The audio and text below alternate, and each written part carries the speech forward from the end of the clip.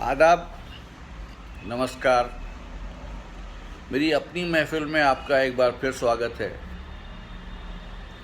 जी हाँ, वही महफ़िल जिसमें मैं आजकल आपको सादत हसन मंटो के अफ़साने और तहरीरें सुना रहा हूँ। आज पेश है मंटो का एक और अफ़साना, रत्ती माशा तोला। सुनिए, रत्ती माशा तोला। जीनत अपने कॉलेज की जीनत थी। बड़ी ज़ीरक, बड़ी ज़हीन और बड़े अच्छे ख़द्दो ख़ाल की सेहतमंद नौजवान लड़की। जिस तबीयत की वो मालिक थी, उसके पेश नज़र उसकी हमजमात लड़कियों को ये कभी ख़याल ना आया था कि वो इतनी मिक़दार पसंद औरत बन जाएगी। वैसे वो जानती थी कि चाय की प्याली में सिर्फ़ 1 चम्मच शक्कर डालती है, ज़्यादा डाल दी जाए तो पीने से इनकार कर देती है। कमीज़ अगर आधा इंच बड़ी या छोटी सिल जाए तो कभी नहीं पहनेगी। लेकिन उन्हें ये मालूम नहीं था कि शादी के बाद वो अपने खाविन से भी नपी तुली मोहब्बत करेगी। जीनत से एक लड़के को मोहब्बत हो गई। वो उसके घर के करीब ही रहता था। अगर यूँ कहिए कि उसका और जीनत का मकान आमने सामने था। एक दिन उस लड़के ने, जिसका नाम जमाल था, उसे कोठे पर अपने बाल खुश्क करते देखा तो वो सर तपा मोहब्बत के शरबत में शराबोर हो गया। जीनत वक्त की पाबंद थी। सुबह ठीक 6 बजे उठती, अपनी बहन के 2 बच्चों को स्कूल के लिए तैयार करती, उसके बाद खुद नहाती और सर पर तौलिया लपेटकर ऊपर कोठे पर चली जाती और अपने बाल, जो उसके टखनों तक आते थे, सुखाती, कंघी करती और नीचे चली आती। जूड़ा वो अपने कमरे में करती थी। उसकी हर हरकत, उसके हर अमल के वक्त मुअय्यन थे। जमाल अगर सुबह 6:30 बजे उठता और हवाइज ज़रूरी से फारिग होकर अपने कोठे पर पहुंचता तो उसे नाउम्मीदी का सामना करना पड़ता, इसलिए कि जीनत अपने बाल सुखाकर नीचे चली गई होती थी। ऐसे लम्हात में वो अपने बालों में उंगलियों से कंघी करता और इधर उधर देखकर वापस नीचे चला जाता। उसको सीढ़ियाँ उतरते हुए यूँ महसूस होता कि हर जीना कंघी का एक दंडाना है जो उतरते हुए एक एक करके टूट रहा है।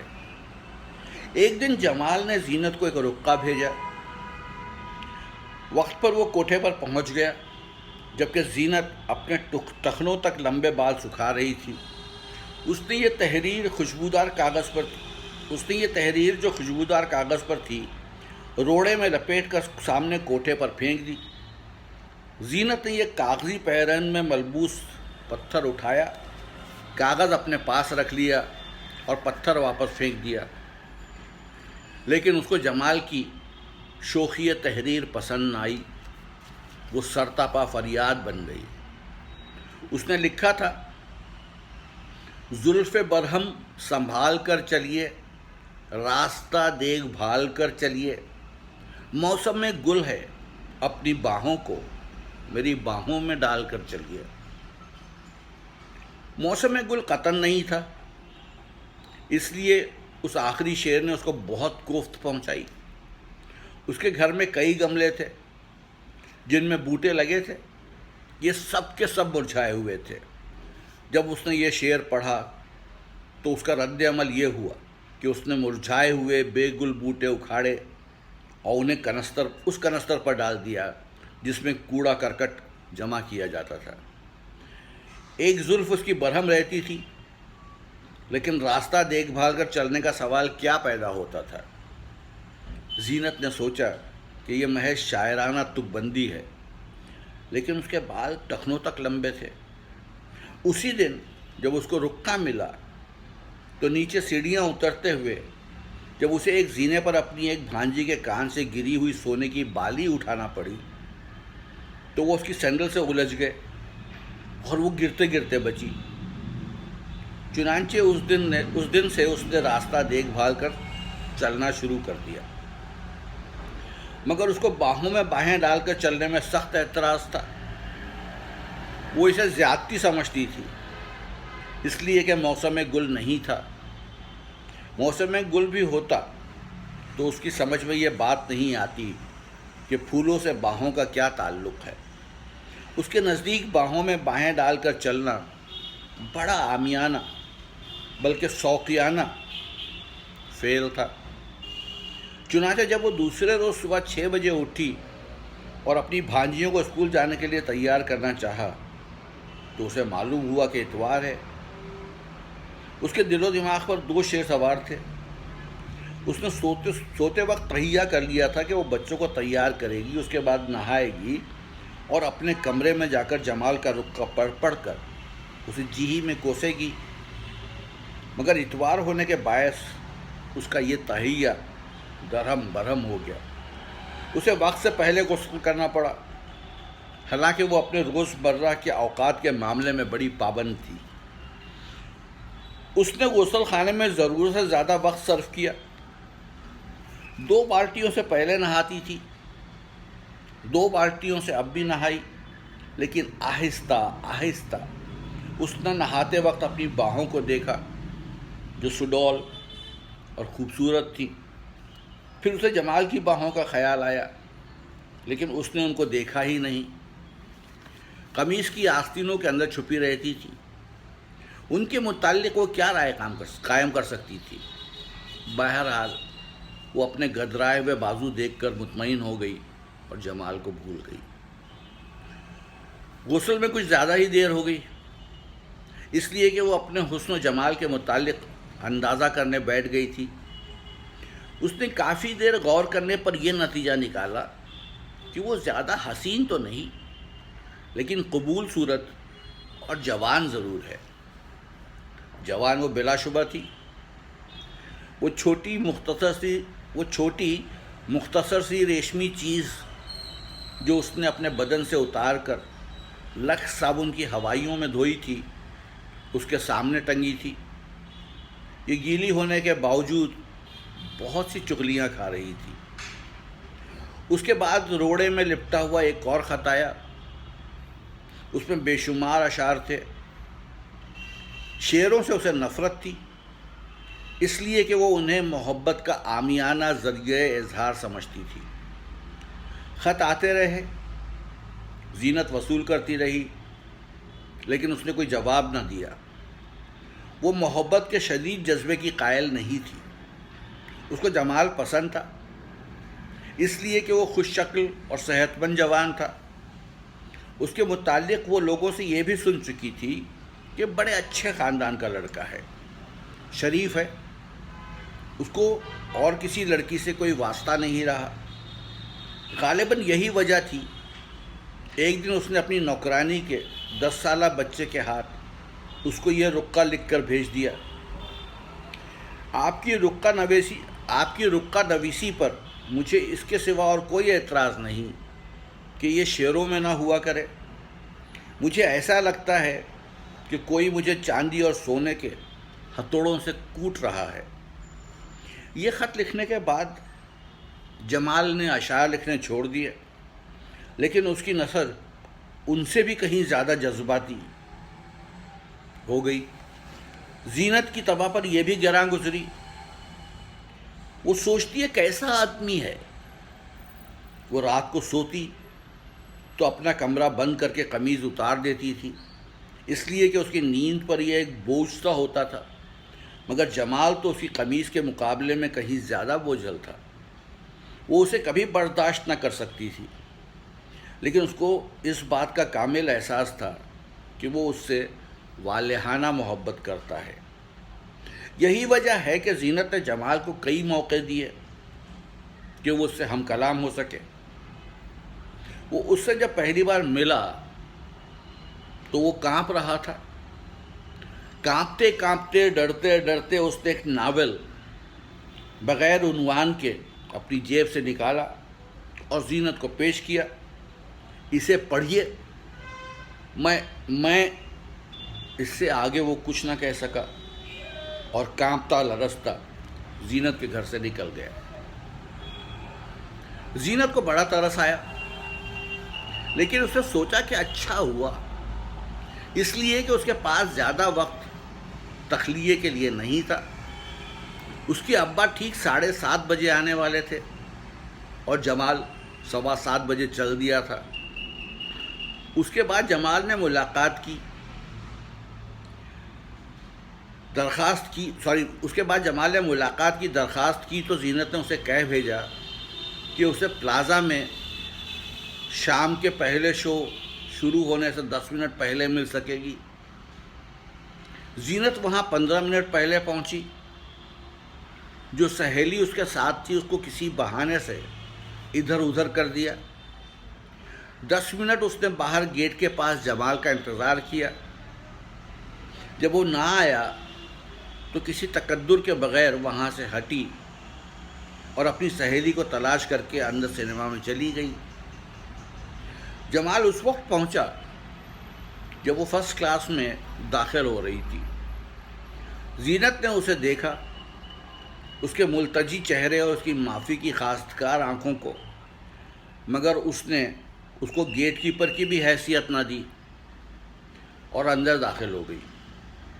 شو چونکہ شروع ہو چکا تھا، اس لیے اس نے اتنی نوازش کی کہ جمال کی طرف دیکھ کر گیٹ کیپر سے کہا، معاف کیجیے گا، ہم لیٹ ہو گئے۔